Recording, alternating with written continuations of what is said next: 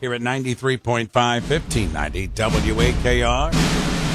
It's time to do it. Let's bring in Joe Fortunato, film study professor. He's taking us to film school. And today, folks, he's doing more than just taking us to film school. He's taking us back to school. And Joe, why don't you take the story from there, my friend? Well, good morning, Ray. Good morning, everybody. And you got the pun away from me there. Yes, we are going back to a Gen X comedy favorite, I think. Back to School from 1986, released June 1986, directed by Alan Metter, written by a bunch of people, including the great Harold Ramis, story by Rodney Dangerfield, and of course, it stars Rodney Dangerfield as well as Sally Kellerman, Burt Young, Keith Gordon, Robert Downey Jr., some people forget, Sam Kinison, Ned Beatty, Adrienne Barbeau. So a pretty impressive cast. In fact, there's no Oscar nominations for this film, as one might imagine, but it does include 5 Oscar nominees in the cast, including Kellerman, Young, Downey Jr., Ned Beatty, and Danny Elfman, who wrote the score for this. This actually was the 6th highest grossing film of 1986, the 2nd highest grossing comedy of the year, right after Crocodile Dundee. And it opened the same week as Ferris Bueller's Day Off. And Bueller has sort of gotten a reputation that's improved over the time. Back to School was actually more successful with audience and critics back at the time when it was actually released. So we're kind of going back. It is a fan favorite, I think. Like his character as a young man, Rodney Dangerfield, believe this or not, was an acrobatic high diver in real life. Wow. He actually did that. And he also, his character Thornton Mellon was a truck driver in his younger days. So was Rodney Dangerfield. So there's a little biography in that as well. A couple of schools, the University of Wisconsin-Madison, University of Southern California, and Cal State Los Angeles, they all teamed up to portray the fictional Grand Lakes University. And one of the universities that Dangerfield applied was the University of Wisconsin when he was a young man. He said, "It took 40 years, but I finally got here." So that was his joke about filming the movie on that campus. Now, this is kind of interesting to me because in the original script, Dangerfield's character was poor, not rich. And, in the film, most know he's a rich man. But Harold Ramis, the writer, suggested that they change it to make him rich. And I almost can't even imagine the story with him not being rich. That's kind of almost half of the point of the movie. But anyway, so that wasn't the original plan for this as well. When a famous scene where Thornton Mellon, Dangerfield's character, gets Kurt Vonnegut Jr., the writer, to actually write his paper about Kurt Vonnegut's book. When Thornton talks to Kurt Vonnegut on the phone in the movie, the last thing he says before hanging up is, "Next time I'll call Robert Ludlum." The spy novelist Ludlum was actually Rodney Dangerfield's neighbor in real life at the time. One of the scenes where Dangerfield is in the Professor Turchison's history class, and that is played by Sam Kinison, where Kinison picks up the desk and throws it across the room, yelling at Thornton. You get a close look at Dangerfield, and you can see that he's laughing while Kinison is yelling at him, trying to get the answer that he wants, and they left that in the movie. Bob Saget actually was briefly considered for that role of Professor Turchison that Kinison went to, and this was due to his friendship with Rodney Dangerfield, Saget's friendship. But Dangerfield didn't feel that Saget was hard-edged and shocking enough to portray that character.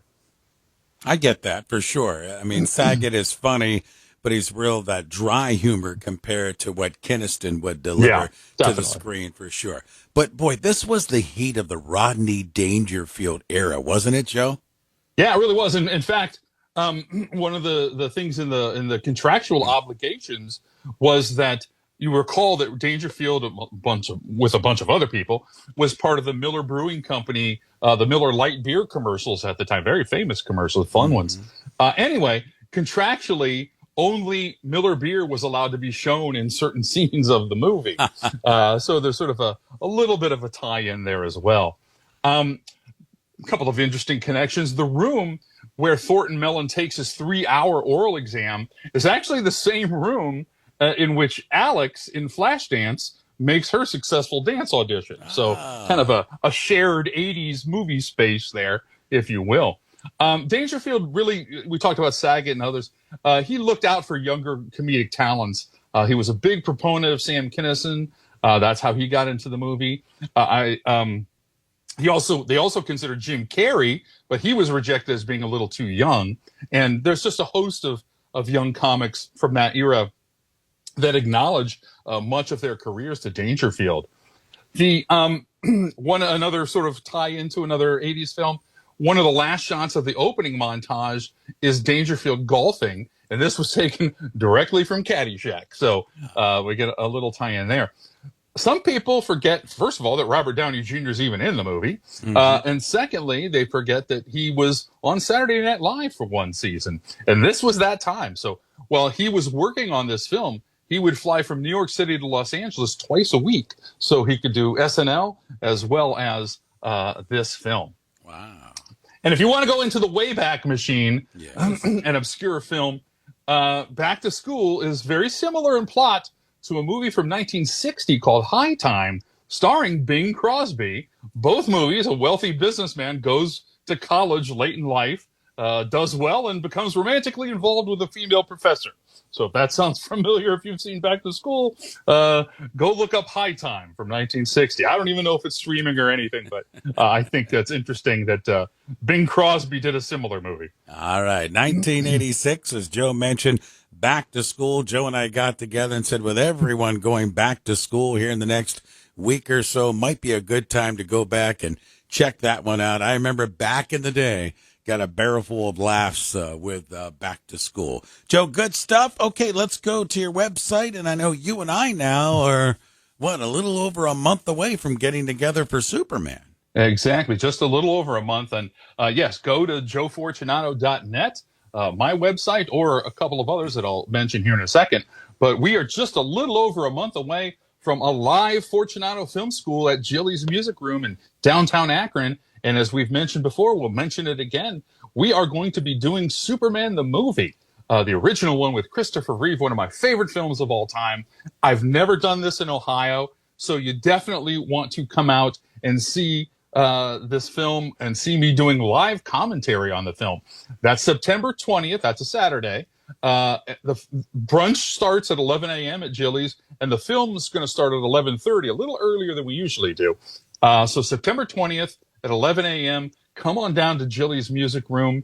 And the tickets are now available. So you can go to the link on my site, joefortunato.net. You can go to Jilly's Music Room, their website. You can also go to Facebook and look up Fortunato Film School, and that should pop up on the event page. So there's a couple of different ways to get your tickets, and we want you to go out and get your tickets now. Go out there today and get your tickets, because we're hoping for a full house. And if you go to Jilly's, you can choose where you sit. So the earlier you get your tickets, the more choice of seating that you have. And it's so inexpensive. It's only $5 for all this entertainment and information. And if you get the brunch at Jilly's, which is delicious, then you're going to get credited $5 to your brunch. So essentially it's free. So come on out and join us for Superman the movie. I will do live commentary. You're going to see a great film. You're going to learn a lot, and it's going to be a lot of fun. Yeah, and I got to tell you, the last couple of times we've done the film school, it's been packed in there. So to Joe's point, get your tickets if you want to join us. Superman is red hot right now, literally. The Superman latest movie, and of course the original, one of the all-time greats. So Joe will be there. I'll be there as well, coming up on the 20th. Joe, my friend, good job as always, and we'll reconvene again next Friday with more Film School.